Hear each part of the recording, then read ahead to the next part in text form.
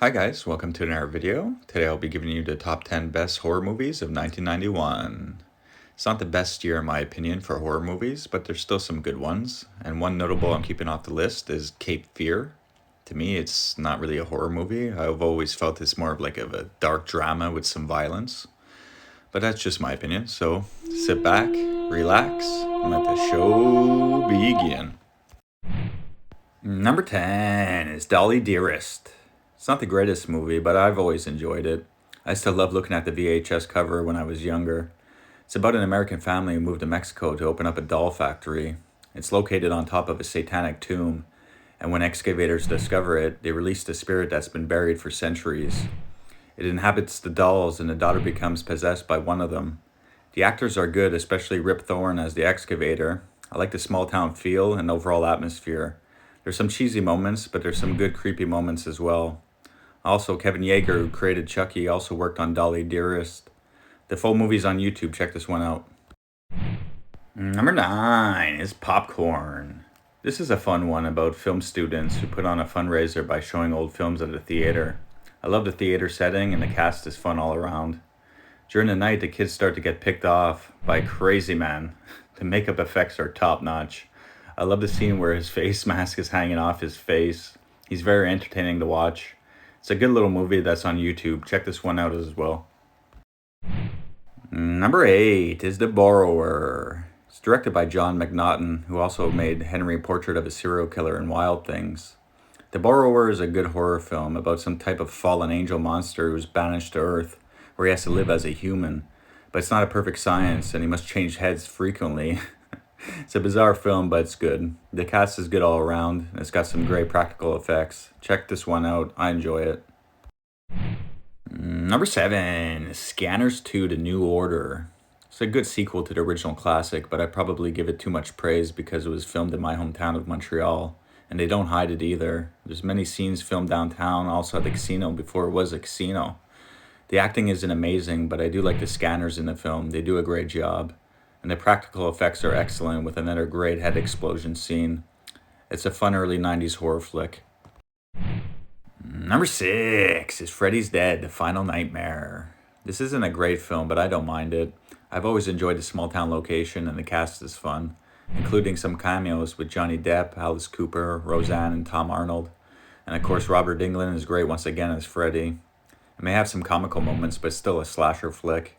My favorite kill is the hearing aid kill. I just always liked the whole sequence in that house. The 3D bit at the end isn't good at all, but I still don't mind this installment. Number 5 is Child's Play 3. I've always liked part 3. Andy's older now and in military school. There's nothing new to the story. Basically, Chucky's trying to get to Andy. But what I love about this film is the beginning scene where Chucky's toying with the president of the company. The suspense is terrific. I also love the ending scene at the fair. It's awesome looking. Brad Dourif as Chucky's voice is phenomenal once again. I enjoy the military school location, and the garbage man kill always gave me the goosebumps. Child's Play 3 is a good time. Number 4 is Stephen King: Sometimes They Come Back. I've always loved this film and the look of the VHS cover too. It's about two brothers who get trapped in a train tunnel by a bunch of bullies. A train comes killing everyone except the younger brother.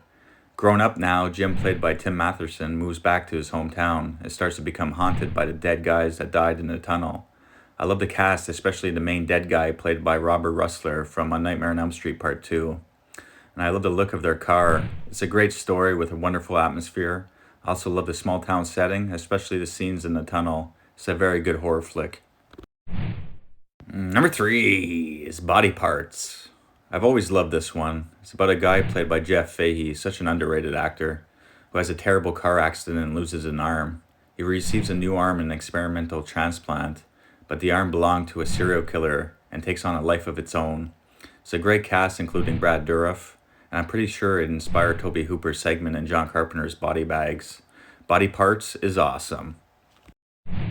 Number 2 is Wes Craven's People Under the Stairs. It's my second favorite Craven film of all time. It's a childhood favorite of mine. Two people break into their landlord's house, played by Ving Rhames and Brandon Adams, only to get trapped and discover that their landlords are cannibalistic murderers. Everett McGill and Wendy Roby, who also played together in Twin Peaks, are so much fun to watch. I love that house and all the secret passageways within the walls. It's a great film. And I used to always think that guy in the basement was Axl Rose from Guns N' Roses, but it isn't. People Under the Stairs is still great today. Number one is Silence of the Lambs. This is by far the best of 91. Anthony Hopkins as Hannibal Lecter is iconic. I love his scenes with Jodie Foster, and his made up dialogue of eating a liver with some fava beans and a nice Chianti is just too good. I love when he escapes at the end. The way he's beating the cop, it's almost like he's conducting an orchestra. And Buffalo Bill, my god, this guy's nuts. It's terrifying the thought of being trapped down a well with this guy at the top. This film is a classic. It's amazing. Anyways, so that's the list, guys. Let me know what you think. Thanks for watching. Take care. Bye.